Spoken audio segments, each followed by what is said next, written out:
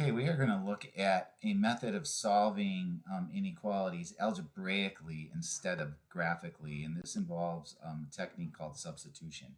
And substitution basically means we're going to take one of the two equations, we're going to solve it for one of the variables, and then we're going to put it into the other equation. And what this does is it eliminates one of the variables, and then we can solve for the one that's still there, and it's much easier to work with. So up here, it says you solve one equation for one of the variables.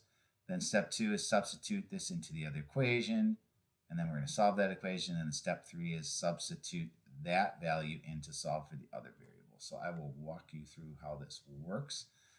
So let's get started. So it says use substitution to solve each system of equations. So let's take a look at 4a first. So what we have here is 5x minus 3y equals 23 and 2x plus y equals 7. So the first thing we want to do is we want to decide, all right, which variable are we going to solve for? Well, you know, you got an x and a y up here, and you've got an x and a y down here. So you're going to solve for one of these four different, well, they're not different variables. Y's are the same here, and the x's are the same here. But you're going to solve for one of these four terms. This one is ready to go. All we really got to do is just move this 2x over and we're good. So let's go with that. So we're gonna take 2x plus y equals 7, and then we are going to move this 2x over to the other side. And when we do that, we get y by itself, and you get y equals negative 2x plus 7. And so now what we're going to do is, because we use this equation already, right? Because we use this, we are now going to use this equation. Okay, so we have 5x minus 3y equals 23. So we're going to go 5x minus 3, and then where you see y, instead of writing y, we're going to put in negative 2x plus 7. Okay, so we'll do that. And then equals 23. So all I really did was just rewrite this entire equation, and then where you see y, I substituted that with this negative 2x plus 7 because they're saying this equals y as well. So why not, use that?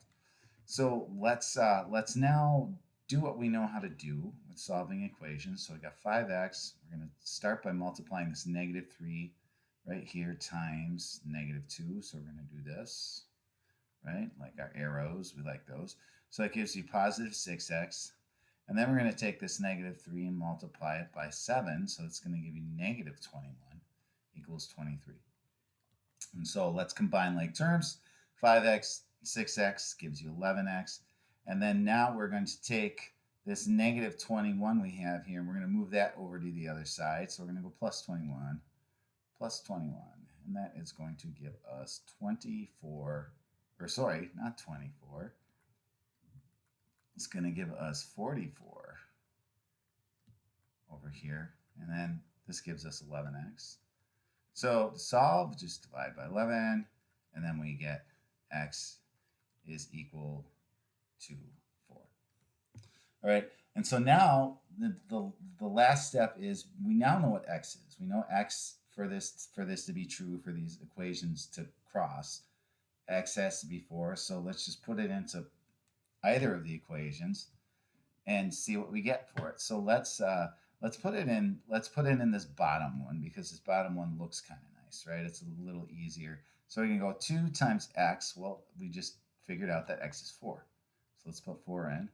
And then plus y equals 7. All I did was just rewrite this equation, and instead of x, I substituted in the value that I just found for it.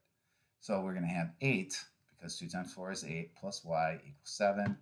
If you subtract 8 from both sides, you will get negative 1 on the right, and it cancels on the left side. So you get y equals negative 1, which means that the solution for this particular system of equations is the point 4, comma, negative 1.